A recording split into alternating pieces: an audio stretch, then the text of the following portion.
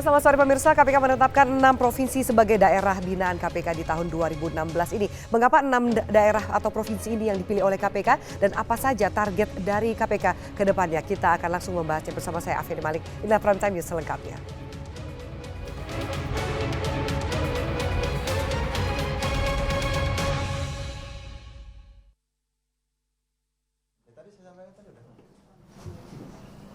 Bagi yang mengomentari dari hasutan ini apakah juga akan melalui HP ya?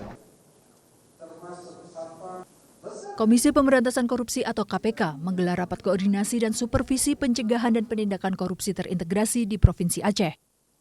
Pertemuan ini dihadiri oleh seluruh musyawarah pimpinan daerah seprovinsi Aceh. KPK melakukan pendampingan terhadap tata kelola pemerintah Aceh untuk mencegah terjadinya tindak pidana korupsi. Memang Aceh dengan pengelolaan keuangan itu agak berbeda dengan provinsi lain karena dia ada dana alokasi khusus seperti Papua dan Papua Barat, sehingga memang perlu kita KPK memberikan perhatian yang lebih khusus. Yang ketiga adalah keterbukaan juga dari Pak Gubernur dan seluruh jajaran untuk mau menerima KPK dalam menjalankan program-program yang akan disampaikan ke depan. Gubernur Aceh Zaini Abdullah menegaskan komitmennya bersama KPK dalam pencegahan dan pemberantasan korupsi di wilayahnya. Saya kira ini komitmen bukan hanya ini menunjukkan niatan sesama antara daerah, tapi tanggung jawab atas manusia. Aceh bersama 5 provinsi lainnya telah ditetapkan sebagai provinsi binaan KPK pada tahun 2016 ini. Penetapan ini karena wilayah-wilayah ini dianggap rawan korupsi. Sebut saja Provinsi Riau, 3 gubernurnya menjadi terpidana kasus korupsi, sementara Provinsi Sumatera Utara dan Provinsi Banten, masing-masing 2 gubernurnya terjerat kasus korupsi. Tim Liputan, Metro TV. Seperti diketahui, KPK menetapkan 6 provinsi sebagai daerah binaan KPK di tahun 2016 ini. Lalu banyak pertanyaan mengapa 6 daerah ini dipilih dan apa target KPK dengan melakukan pembinaan di masing-masing provinsi yang dianggap sebagai provinsi terkorup di Indonesia ini. Langsung kita tanyakan dengan Ketua KPK, Bapak Agus Raharjo. Pak Agus, selamat malam. Selamat malam Mbak Afi, selamat malam para pemirsa.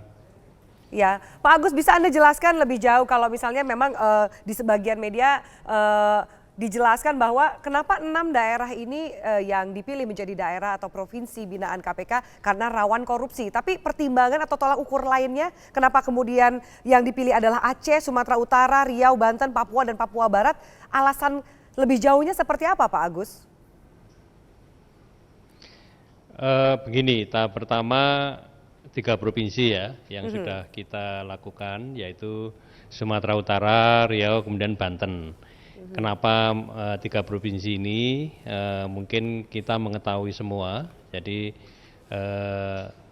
Riau 3 gubernurnya berturut-turut, Sumatera Utara 2 gubernurnya, kemudian Banten 2 gubernurnya. Nah, kalau langkahnya hanya penindakan terus, kemudian kami yakin gubernur berikutnya akan jadi sasaran lagi. Oleh karena itu, di samping penindakan, KPK akan mempunyai kewenangan untuk pencegahan. Nah, oleh karena itu, 3 provinsi tadi dan nanti di tahap berikutnya adalah Aceh dan Papua Barat, itu karena memang ada dana besar yang digelontorkan di sana yang terkait dengan otonomi khusus ya. Nah, jadi pertama adalah pertimbangannya itu. Nah, tapi yang sudah berjalan hari ini kan 3 provinsi. Nah, itu nanti 3 provinsi itu kita dampingi di dalam mengelola banyak hal. Di antaranya pengelolaan APBD. APBD ini kemudian kan kita nanti akan mendampingi mereka mengeterapkan perencanaannya secara transparan. Oleh karena itu kita bawa aplikasi budgeting yang sudah dipergunakan di banyak tempat. Kemudian mereka kita suruh memakai electronic procurement yang sudah ada juga di banyak tempat, dan mudah-mudahan mereka nanti juga 100% bisa e-procurement. Itu akan ada saving yang cukup lumayan. Dan berikutnya kita juga melihat cara mereka memberikan perizinan. Jadi pelayanan terpadu satu atap itu juga menjadi target kita. Itu nanti akan kita dorong supaya jauh lebih transparan, terutama pada waktu memberikan perizinan untuk minerba dan sumber daya alam ya. Oleh karena itu yang sedang kita lakukan, dan kemudian di samping itu nanti pendampingan itu banyak. Jadi pendampingan itu juga akan terkait bagaimana mereka berhubungan dengan BUMD-nya, bagaimana mereka nanti mengelola dana bantuan sosialnya, kemudian juga hal-hal lain-lain yang nanti secara spesifik teman-teman yang mendampingi itu akan mengevaluasi, karena satu daerah dengan daerah yang lain mungkin permasalahannya juga sedikit berbeda. Jadi nanti rekomendasi itu akan spesifik untuk daerah atau provinsi tersebut. Berapa lama ini akan berjalan, Pak Agus? Yang sedang kami lakukan.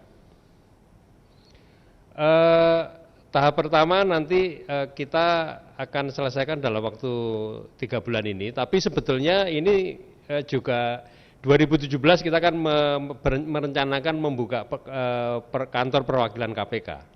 Nah, oke, ditahan di soal kantor perwakilan nanti menjadi KPK. embrio.